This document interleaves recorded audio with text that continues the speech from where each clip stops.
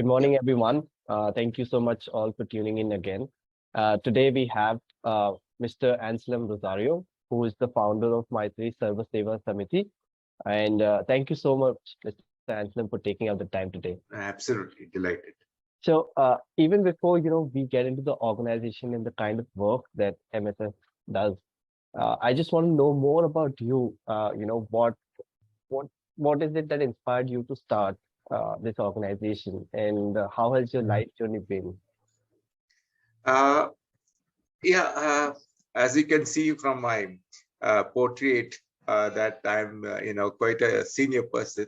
I'm 73 years old, and maybe in your age time, there was a lot of, you know, uh, the young people were really agitated due to war-like situation in Vietnam and other things like it had an impact in India also because we are all from the city and therefore the challenges in the city we come to know much more than if we are in the rural areas as such.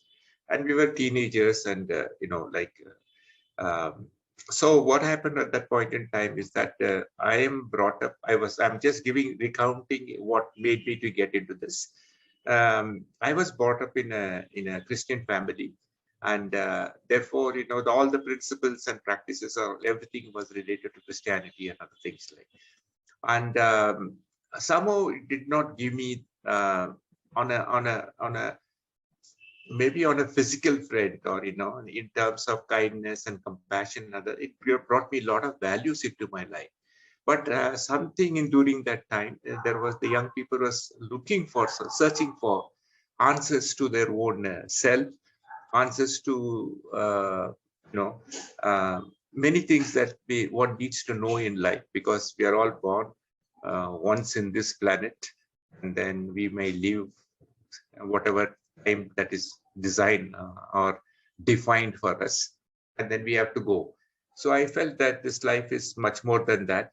There was a kind of inner quest to know, and that is where I got branched out. From my graduation I went into hotel management, and when I was at the five-star hotel doing some real good work, and then I suddenly came across a Rotary Club meeting in which an Italian was talking about yoga and other things like, and it was absolutely fascinating for me. And I followed him in terms of weekly off, go and meet him and other things like. He was stationed. He was stationed in Bangalore. Then he was the one who introduced me to Bhagavad Gita, and so I was very fascinated with that book because it seems to answer my inner quest. And five-star culture, I was not very comfortable after some time, and partying and all those things, but were part of a young teenager, and not a teenager at that time, young man. And so I felt this was something I really was looking into. So I thought I should delve into Indian spirituality. So I was looking for many gurus to guide me in Bangalore. And those days, there was quite a lot of these kind of lectures and other things that used to happen. Even now it happens, but it was much more because West was fascinated with a lot of yogis and gurus and other things like. So at one point in time, I was an advertisement on science of creative intelligence and transcendental meditation promoted by Maharishi Mahesh Yogi. So I knew he was a Swamiji or a Guru. And then I was more interested at that time because there was a video presentation and videos were not there available in. So when I heard him, then I knew whom I was searching for guide me. And I learned the meditation over there, transcendental meditation.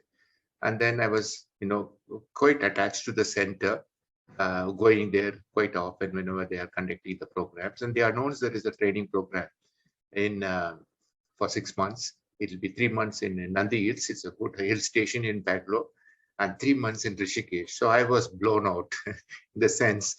I said, look, I will make a real decision in my life. And I went and joined that course, and both in Nandi Hills and as well as in Rishikesh. And it was very fulfilling for me.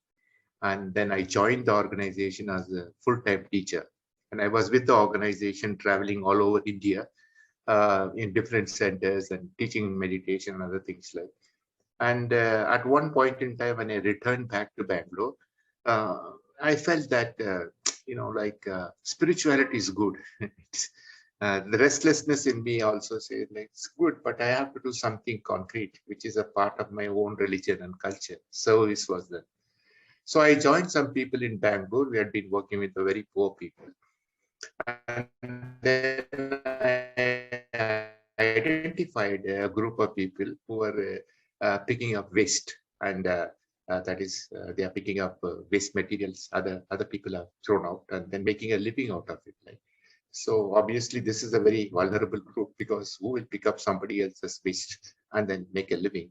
I said I must do some contribution to this particular group, and began to do 3-4 years just get familiar with them and other things like. And most of the children I dealt with was young children who are on the street due to various uh, situations in life, and mainly because of the families, drunken father, or neglected within the family, and all these factors drove them to the street. And yeah, dealing with them, working with them, or just meeting with them and finding about their life, I came to know one of the need was to have a shelter where they can be safely sleeping without being harassed by the police or ghouls on the street, things like that. So it was a big task for me that I should organize that shelter for them.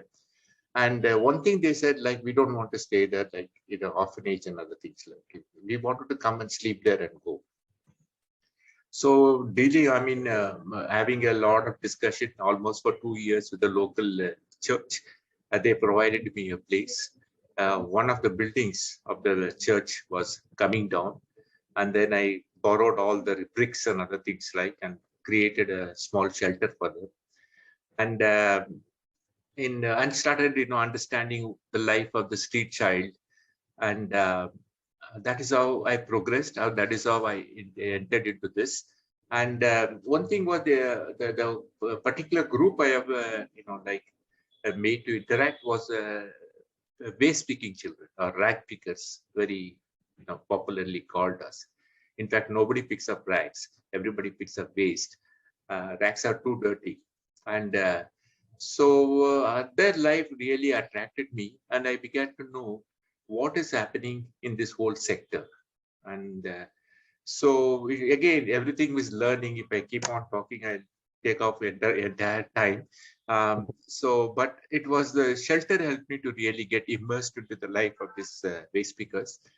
And so I felt that we should do a little bit more than that. So at one level, we began to interact with various organizations. UNICEF found that our work is very good. UNICEF, along with another group called Bosco, who's run by Salesian Father, were dealing with street children as such, and we were dealing with rag pickers. Initially, I thought most of them are orphans, but they were not. They were all second or third generation children living in the slums, and due to the family situation coming onto the street. And so I said, like, we'll have to do something. And then that's how the shelter helped us to bring more children to come to get exposed, have counseling. It had some basic facilities for sleeping and one meal in a day from the hospital, which was preparing a large amount of meal. We were giving, some meal that is not used, but excess, rice and sambar and things like that. So all this attracted children to come and stay with us. And with the UNICEF intervention, that we could evolve another type of program, what we call the shelter program, and the shelter program in which there is no compulsion for the child to stay in the shelter, but they can do the normal activities of going and picking up and selling and do whatever that is there.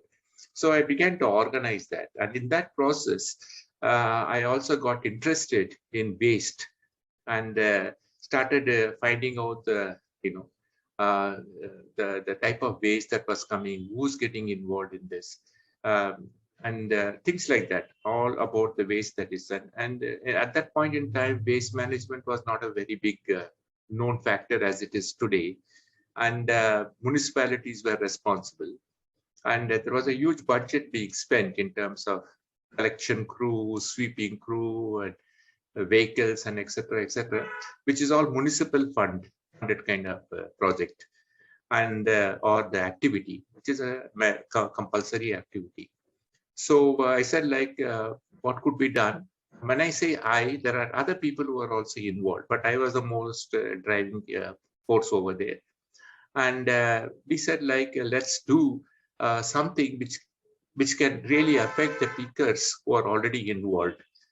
And so first time in 1987, uh, I initiated a program with the training the, when I say children, they were mostly like young adults in the age group of 17, 18 and all this thing. And then we organized a kind of a collection program with about 500 residents in a particular area in Bangalore called Jayanagar. So that was a starting point to really, because dry waste, that is paper, plastic, and other things, are all going out to the waste stream, getting recycled. But wet waste was a big problem. So we have to talk to the people and say, you keep your wet waste separately, and dry waste, you can give it to this thing. We will do something about it. So that is the first time in India, I would say, the door-to-door collection by an informal sector of people, organized by the residents. Each resident was paying 5 rupees apart from whatever dry or whatever waste they are giving to this. There's the boys who are collecting, and the first time this decentralized waste management organized by the residents of the group, involving the waste pickers, started. And when that was taking place, then this BBC had come to Bangalore. And because Bangalore was a booming city at that point in time, they wanted to make and they discovered this particular activity. Somebody told them, and then they made a small film of that. And then it was boomed across India, Middle East, and South Asia, and other things like. And suddenly people realized there are waste, and that everybody has to take care of. And poor people are getting benefited because of the recycling activities involved. So I think we set the trend within India in terms of door-to-door collection. Later on in 90s, it became a part of national policy, and the hierarchy for waste management, taking responsibility, segregating, paying for the service. All this started from our organization as such. There was another counter group, not a counter group, a complementary group in Chennai called Exonora, and that person's also. They were dealing with this, only with the citizens. They were the ones who integrated the waste pickers, and the focus on the waste pickers also began to start developing at that time. So to cut the story short, that is how we started. And then I have to get myself really trained in understanding the waste management. And I got an opportunity in 1997 by a group in Netherlands. And they also saw the work, and they were also very interested in promoting across the globe. And I was inducted as their regional manager for South Asia. So that gave me a lot of exposure. And plus, the other countries like from the Europe and Southeast Asia, there were about 18 countries participated in that program. And so the depth and understanding and training took place for me in waste management. And that was going on for a long time. But within Bangalore also something happened. As I said, we thought they were all slum children. But suddenly we noticed when we go to the areas of stay, there were families. And that's not only rag pickers. There are other children, like, who work in construction site or in household and other things. So we began to also shift our attention.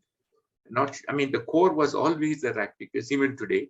But the expansion or interconnected programs like community mobilization, working for the housing of the waste pickers, housing of the community as such, like medical, and the entry point was always education as a kind of, a kind of preschool education was the.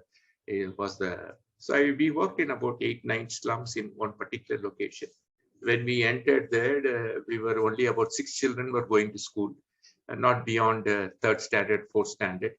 After about 8 years coming out of that particular area, there were more than 500 children going to regular schools and getting support in terms of tuitions and other things like. Um, I like that. Every time we were responding, keeping the core at the same time, looking at the poor, and then we also, at one point in time, we also felt that we need to move away from city and then start working in the rural areas. Right now, Arishba, we're still involved. There also, we started with working with waste management. Then we felt that beyond waste management, we have to go to water, sanitation, because there are all interconnected issues. Right. And today, as you know, Arish would have briefed you that we are in working on water, sanitation, solid waste management. And a new dimension, we brought it also to not only convert the wet waste into compost, but also to promote urban agriculture. So currently I'm involved in a project that is dealing with, converting the waste as well as, producing chemical and pesticide free, safe food for the citizens. And that's the whole story. I don't know, so many years, but 30, 35 years, 10 minutes, I could catch up with all this. Yeah. Oh my God. I'm so glad, we've had the chance to have this conversation because I would never know that like you and your organization is the reason why today even my house has this whole wet waste and dry waste. Oh, You no, start, we did it. We sowed the seed, of course. and when that particular thing that the BBC, it went into Earth File. It was a very famous video clip during those days, Right. where the best practices are broadcasted. Many people saw it and they developed something much beyond us. Mhm. And the reach also become like, I know some people from Gujarat, from Chennai, from Hyderabad, So I feel that all our works, we have just sowing the seed, Mhm. some new ideas, and then, people pick it up because it's a Definitely. part of the, yeah. But you always need somebody to start that movement. And I think that movement is is something that you got into India and to the world, if I can say.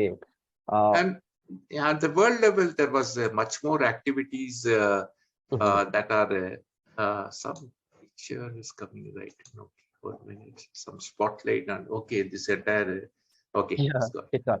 So, I mean, when you started off and you said you're 73, I could not believe it, firstly, because you do not seem anywhere close to that age. But when you talk about the experience, you sound more than 100. But like when it comes to your, physical fitness and Thank you, like how thank you you, maintain yourself, it's very commendable. So I was thank very you. surprised when you started off with that, and I was like, okay, so I was not expecting that to be. But Mm, I really love your journey of, you remind me of this quote that's actually stuck to me, which said that you only have two lives, and the minute you realize that you only have one, your second life starts, you know. mhm, mhm, So mhm, it mhm. really reminded me of that because of the kind of lifestyle you had earlier, and then you had this self-realization and that reflection, Yeah, yeah, yeah. reaching into that spirituality, and I think that's so important because that's what's got us, whatever is here in terms of Mhm, waste mhm. management, in terms of the kind of difference you're making to the community, to the people around you, and inspiring. I'm sure thousands, if not millions, of people around. No, no, no, no, no. I am very no, I'm not that. No, But absolutely. I mean, yeah, it's. I mean, sometimes we underestimate ourselves, but this, for me at least, right now, sitting and hearing the entire story, I couldn't even flinch my eyes. Like I was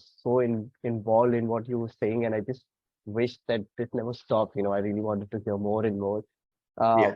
but how you beautifully, like, started off with your life journey into how the organization is now helping everybody else. And this has been a great, great conversation, Mr. Anslem. And Thank you. So Thank you. happy that I had the privilege to, have this Mutual. It is mutual that I could express myself, and somebody also feels, it's a good life I have led. I really feel that way. absolutely. It's very inspiring and that I'm going to be using all this motivation to, step into my next phase of life and see how is it that I can also kind of contribute.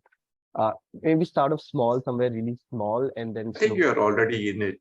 You're already in it, and you are reaching so many people who are in this sector, and which is very necessary because as we, earlier it was more like, I do something and it's a more developmental or philanthropic kind of approach. Today it has to become professional approach, and Right. that's where your organizations, contributing to, that's and it has to become visible, as you said that not only my work, many people who are doing excellent work on the field, they need to become more visible, and everybody but should feel we can do something, on that in that front. It is because basically, like my philosophy is between us and animals and other species, we are not much different. They also feel hunger, they also eat, and they also create. What's the difference between the human beings and the animal world, or the other living creatures world? So having the intelligence and having the type of human body we possess and its interconnected mechanisms and its potential are so great that one life is not sufficient for us, but we are asked to stay with one life, and in that life we can do something that you feel that you're left behind a footprint that has got its own value. So that way, like I would like to be not modest. Honestly, that is it. That we can do a little, and whether we are recognized or not recognized, it doesn't matter. It's all our own inner journey, inner appreciation. But thank you so much for helping me to articulate. Otherwise, I would not. If you have given me some questions and say talk about it, I would have spoken about it. And if it helps, I am very happy. Yes. Thank you so much. Thank you so much, sir, for taking out the time and having this conversation with us. We'll keep in touch and Sure. wish you Sure. all the best and a very happy new year. Sure. Thank you. Shashwat Tulia. From where are you? Which part of India? I'm from Uttarakhand, Dehradun. Okay. And a nice place. Yes. Yeah, I had visited because from Rishikesh, it's not very far away. Yeah. Yeah. And we used to take a overnight train, and that you there over there, and then Absolutely. So yeah. right now I'm based out of Bombay. I'm working Uh, in Bombay, but my roots are still there. okay. I get time. I try to Yeah. go back and spend as much time as I can. Sure. Beautiful place. Himalayas, yeah, wonderful. Himalaya range. It's a Thank you. part of that. Yeah. Good, Shashwat. Very much. Thank you. Yeah. Appreciate that. Thank you, sir. Thank you.